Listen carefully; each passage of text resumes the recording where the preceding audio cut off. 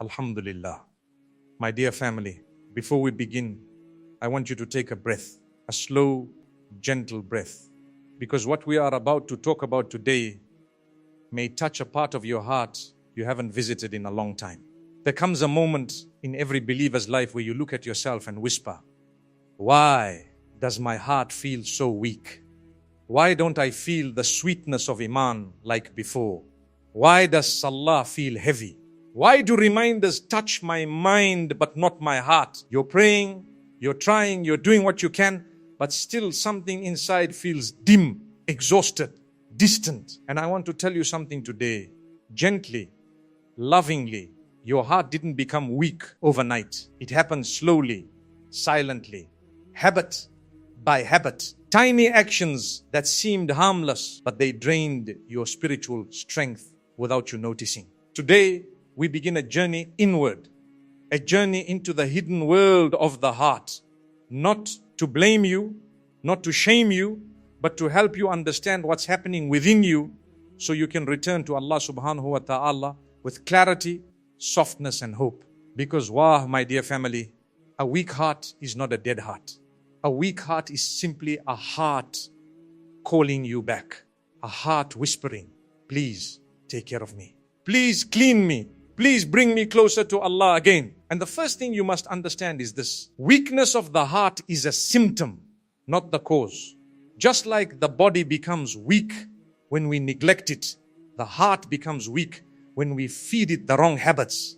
Sometimes your heart is not tired because of dunya. It's tired because of you. The things you allow, the things you postpone, the things you ignore. But here's the beauty. The moment you recognize what weakens your heart, the healing begins. So today, we start uncovering the first. It's silent habit that drains your iman more than you realize. Habit 1, talking too much. You might think, what does my tongue have to do with my heart? Everything. Absolutely everything. The Prophet Muhammad sallallahu alaihi wasallam told us that nothing drags people into the fire faster than the harvest of their tongues. Your tongue is not just flesh. It's a direct reflection of your inner world. Your speech reveals the condition of your heart. And when a person talks too much, when they speak without purpose, when they fill silence with noise, when every thought becomes a sentence and every moment must be spoken, the heart loses its softness. You see, silence is not emptiness. Silence is nourishment. When you stop speaking, you start listening. You start hearing the whispers inside you. You start hearing your own conscience. You start hearing the guidance Allah places in your chest. But when you talk endlessly, your heart never gets a chance to breathe. It never gets a chance to reflect. It never gets a chance to feel. And slowly, without you realizing, your sensitivity to sin decreases. Your awareness of Allah fades. Your ability to pause before reacting becomes weak. Talking too much makes the heart reactive instead of reflective. And when the heart stops reflecting, it stops growing. This is why the righteous before us cherished silence. Not because they were antisocial, but because they were connected. A silent heart wakes up. A talkative heart stays asleep. Every word you speak leaves a trace inside your soul. Words of anger leave darkness. Words of complaints leave heaviness. Words of gossip leave stains. But silence leaves space. Space for wisdom. Space for sincerity, space for Allah. And let me tell you something profound. The less you speak, the more powerful your speech becomes. People who speak rarely, their advice has value. So ask yourself today, how much of my speech is for Allah? How much of it brings me closer? How much of it distracts me? How much of it weakens me? Because the heart is a garden and every unnecessary word is a weed. If you want to revive your heart, begin with your tongue. Speak less, listen more, reflect deeper. Let your silence speak to Allah before your tongue speaks to people. This is the first step in reviving your heart. And now we will uncover another silent habit, one that almost every believer struggles with. A habit that slowly kills gratitude and replaces peace with bitterness, comparing your life to others. But for now, pause, breathe, and whisper quietly, Ya Allah, soften my heart. My dear brothers and sisters, if there is one habit that quietly kills peace, quietly steals joy, and quietly weakens the heart, it is a comparison. You may not realize it, but every time you look at someone else's life and feel something heavy inside your chest, something tight, something uncomfortable, your heart loses a little of its strength. Comparison is not just a feeling, it is a wound. And every time you compare, you reopen it. You look at someone's success and your heart whispers, why not me? You see someone's marriage and your heart sighs, why don't I have that? You see someone's risk, their home, their beauty, their opportunities, their achievements, and deep inside you feel something break. Not because you are ungrateful, but because comparison blinds you from seeing what Allah subhanahu wa ta'ala has already given you. And here is a painful truth. A heart cannot be grateful and jealous at the same time. One feeling always destroys the other. Comparison steals your contentment. It makes you forget your blessings. It convinces you that you are behind, that you are lacking, that your story is somehow less. But while you only see people's highlights, not their hidden storms. People show celebrations, not their sleepless nights. They show smiles, not their heartbreaks. They show success, not their silent failures. They show moments of joy, not the dua they cried for in the dark. You compare your reality to someone else's filter and expect your heart to feel at peace. My dear family, comparison is one of Shaitan's most subtle traps. He doesn't take from your wealth or your home or your risk. He takes from something far more precious, your satisfaction with Allah's plan for you. When you compare your life to others, the heart begins to whisper dangerous thoughts. Maybe Allah didn't give me enough. Maybe Allah favors them more. Maybe my life should look like theirs. These thoughts are poison. Not because you intend harm, but because they weaken your connection to the one who has written your story with infinite wisdom. Let me tell you something beautiful. Your blessings are perfectly designed for you. Their blessings are perfectly designed for them. No one can take yours. No one can replace theirs. Allah subhanahu wa ta'ala gives every soul what it needs when it needs it exactly how it needs it. Nothing missing, nothing random, nothing unfair. The life you are living right now, the delays, the hardships, the waiting, the blessings, the rejections, the surprises, all of it is written with mercy. Every closed door protected you. Every open door guided you. Every delayed dua prepared you. Every heartbreak purified you. Every blessing shaped you. But when you compare, your eyes stop seeing this beauty. Comparison makes you blind to everything Allah wrote for you. And the heart becomes weak, not because you lack blessings, but because you fail to recognize. 2, make dua for the one you envy. The Prophet ﷺ taught us that making dua for someone removes jealousy. You cannot sincerely pray for someone's success and envy them at the same time. One of those feelings will leave and it will always be envy. 3, remind yourself their test is not your test. What looks easy for them may be a struggle for them internally. What looks hard for you may be taking you to Jannah. Trust in Allah's timing for you. Your risk is written. Your spouse is written. Your opportunities are written. Your entire life follows a schedule set by Allah. And nothing arrives early. Nothing arrives late. And when you learn to look at your life with gratitude instead of comparison, something magical happens. Your heart becomes lighter. Your mind becomes calmer. Your dua becomes stronger.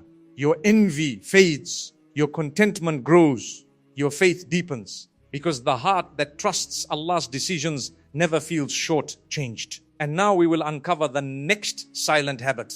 One that almost every believer falls into. A habit that quietly hardens the heart and pushes worship to the bottom of our life. Delaying your worship. My dear brothers and sisters, there are 2 habits so common, so unnoticed, so quietly destructive that most people don't even realize they are the reason their heart feels heavy their salah feels empty and their iman feels weaker. These two habits are: one, delaying your worship, ignoring your inner state. These are not small issues. They are the foundation of a spiritually weak heart. Let's go deep. Habit 3, delaying your worship. Delaying worship doesn't start with skipping a prayer. It starts with small, almost invisible decisions. I'll pray in a few minutes. I'll read Quran later. I'll make dua when I have time. I'll fix my iman someday. But someday becomes never.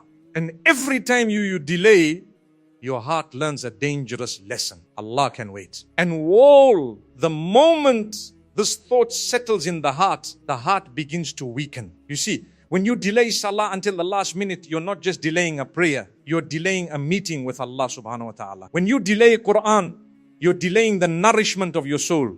When you delay repentance, you're delaying mercy that could have washed your heart clean.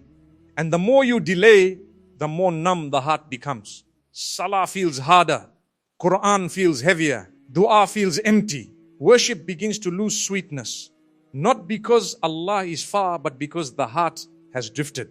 A heart that delays eventually forgets. A heart that forgets eventually hardens. Delaying worship also steals barakah. A person who prays on time finds ease in their day.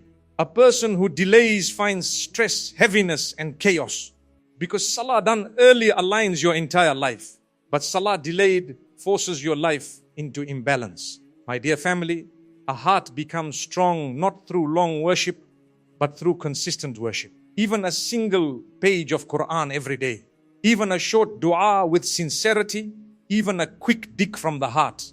The goal is not perfection, the goal is consistency. The heart grows strong when it learns to obey Allah immediately, not eventually. Habit 4, ignoring your inner state. There is a kind of spiritual blindness more dangerous than any external sin. It is the blindness to your own heart. Most people live their entire lives without ever sitting with themselves for 1 minute and asking, how am I really doing? Why am I feeling distant from Allah? Why did I react like that? Why is my heart so heavy? What sin is eating me from the inside? What emotion am I hiding? What intention am I carrying? Ignoring your inner state does not make pain disappear. It makes it grow quietly. All while the heart becomes harder, cold, or numb. You begin to pray without feeling. You recite without understanding.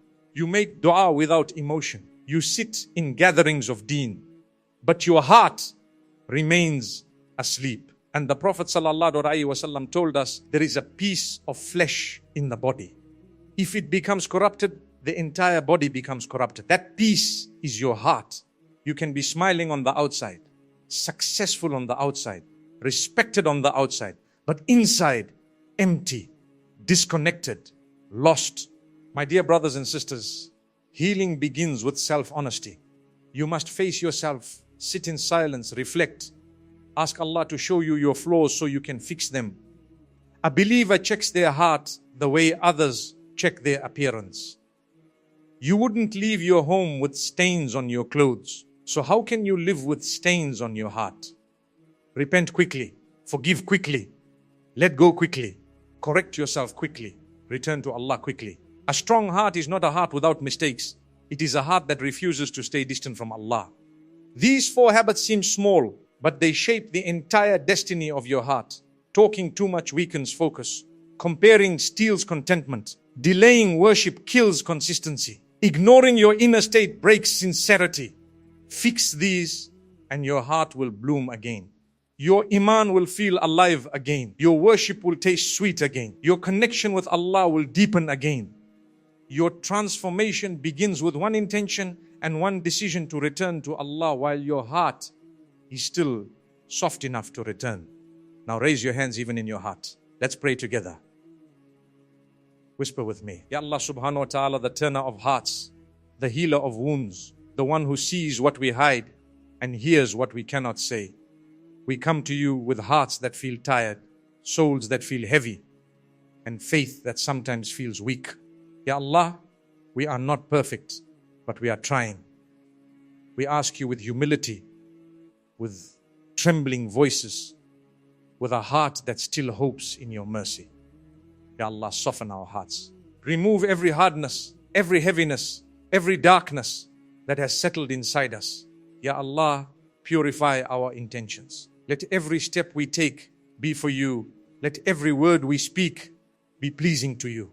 Ya Allah, protect us from the 4 habits that weaken our hearts. Protect us from talking too much, from comparing our lives to others, from delaying our worship, and from ignoring the state of our souls. Ya Allah, revive our iman. Let our salah be a source of peace. Let our Quran be a companion in our darkest moments. Let our dua be a conversation that fills our hearts with light. Ya Allah, cleanse our hearts from jealousy, pride, anger, laziness, and heedlessness. Replace them with humility, purity, gratitude, and sincerity. Ya Allah, return us to you with a heart that is alive, with a heart that cries for you, with a heart that longs for you, with a heart that never gets tired of turning back to you. Ya Allah, if our hearts have drifted, bring them back. If our hearts have darkened, wash them with your mercy. If our hearts have weakened, strengthen them with your light. If our hearts have broken, repair them gently. And Ya Allah, when our final moment comes, let our last breath be upon iman. Let our final words be Allah, Allah. And let our heart leave this world soft, clean, forgiven. Amen. Amen.